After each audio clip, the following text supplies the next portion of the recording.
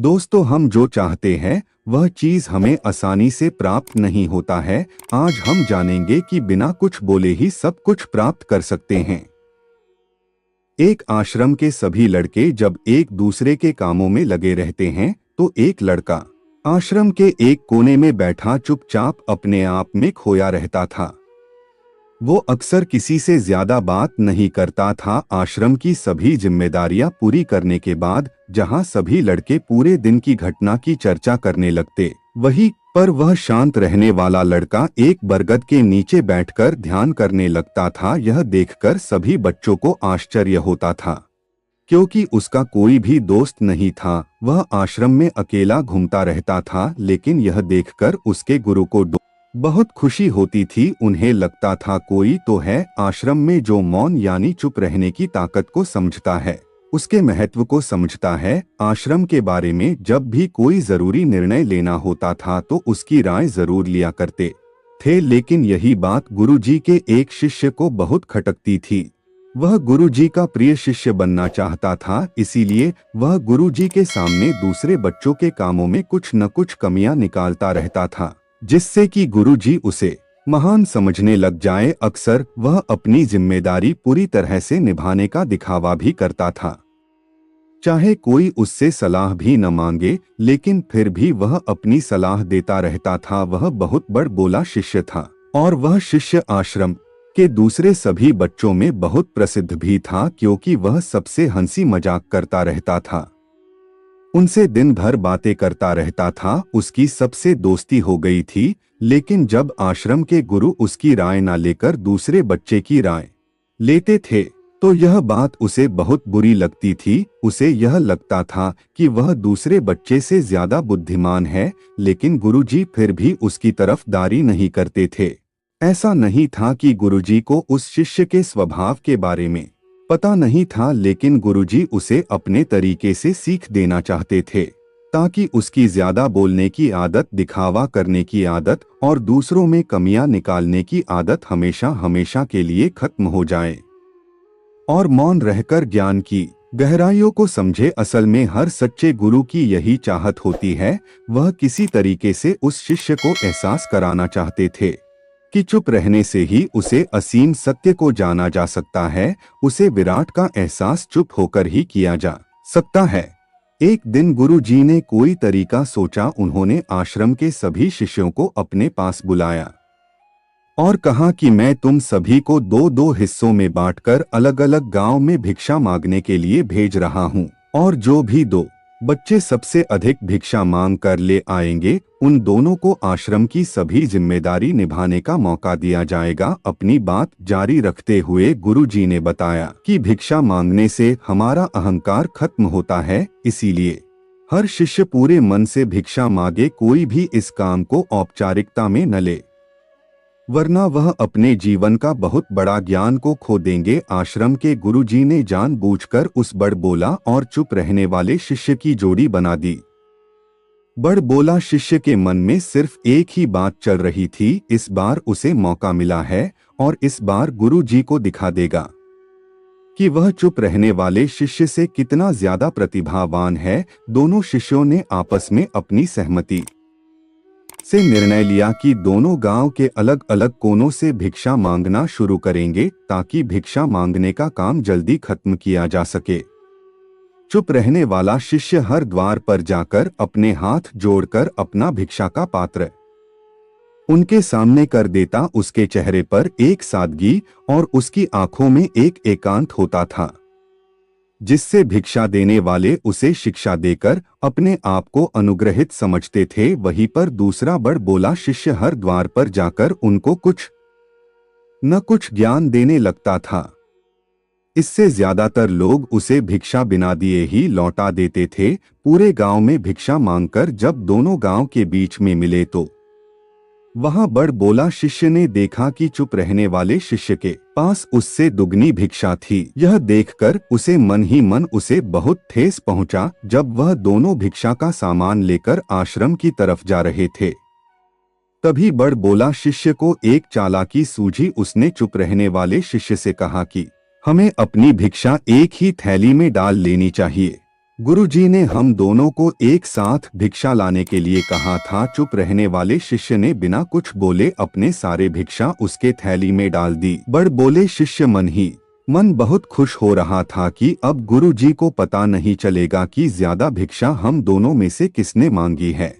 उसे लग रहा था कि गुरुजी मुझे इससे कम प्रतिभावान समझेंगे, इसीलिए उसने ये तरीका लगाया। सभी शिष्यों के आने के बाद संध्या के समय जब सभी की भिक्षा तौली गई तो इन दोनों शिष्यों की भिक्षा सबसे अधिक निकली।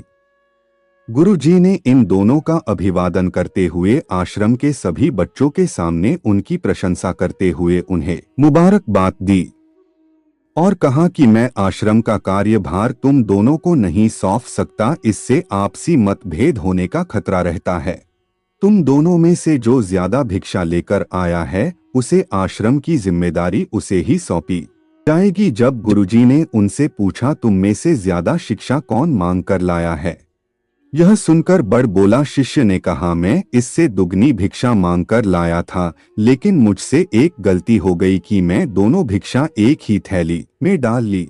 मुझे नहीं पता था कि आप ऐसा निर्णय लेने वाले हैं, नहीं तो अपने शिक्षा का थैला मैं अलग ही रखता।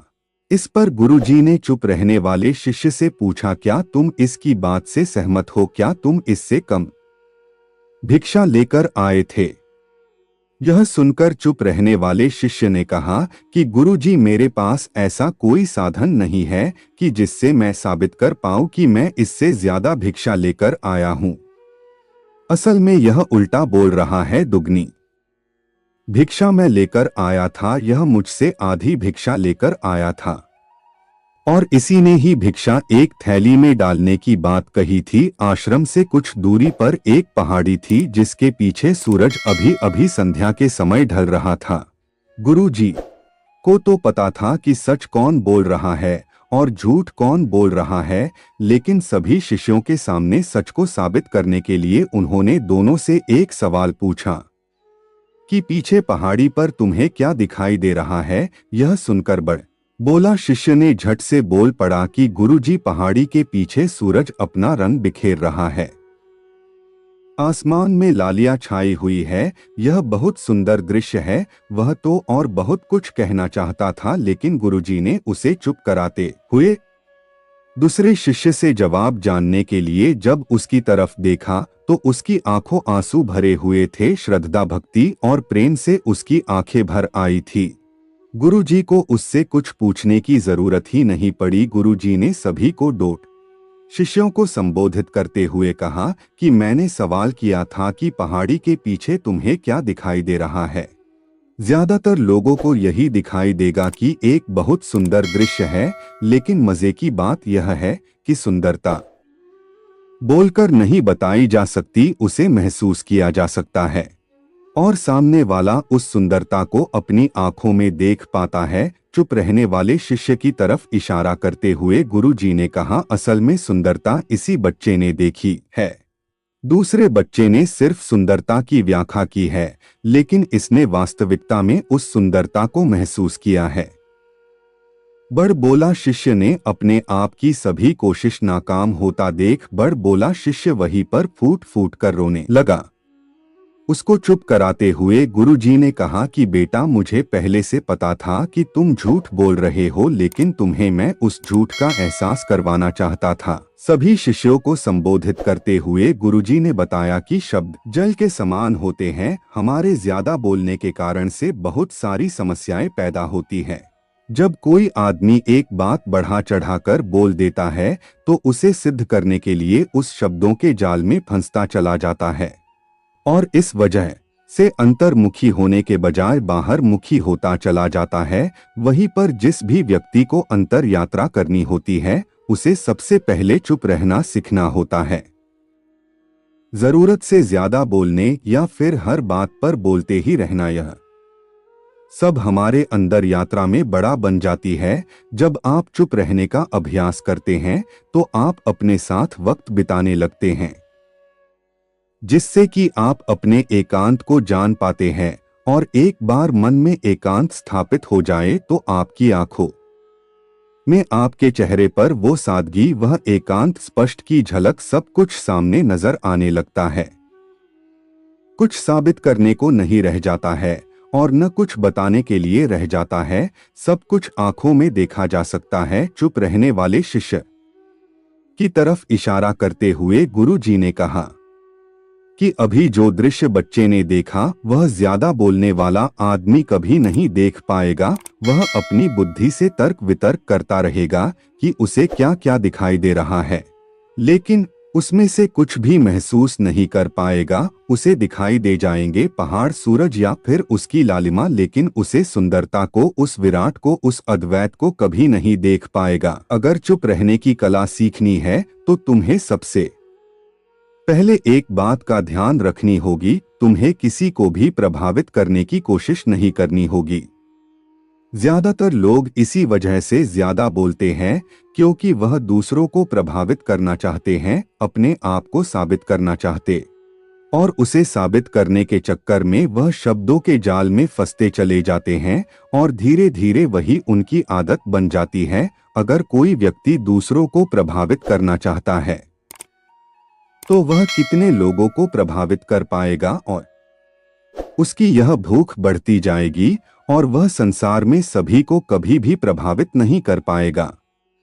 इसीलिए यह समझने की बात होती है कि बाहर मुखी होने के बजाय हम अंतर्मुखी होकर अपने आप को समझ सकते हैं। अपनी बातों को खत्म करते हुए गुरुजी ने अपना आखिरी संदेश दिया। उन्होंने बताया कि अगर कोई व्यक्ति ज्यादा समय तक चुप नहीं रह सकता तो उसे थोड़े समय से अभ्यास करनी चाहिए। दृढ़ संकल्प लेकर किसी भी भांति दिन में कुछ समय या फिर हफ्ते में कुछ समय या फिर एक दिन चुप रहने का अभ्यास जरूर किया जाना चाहिए।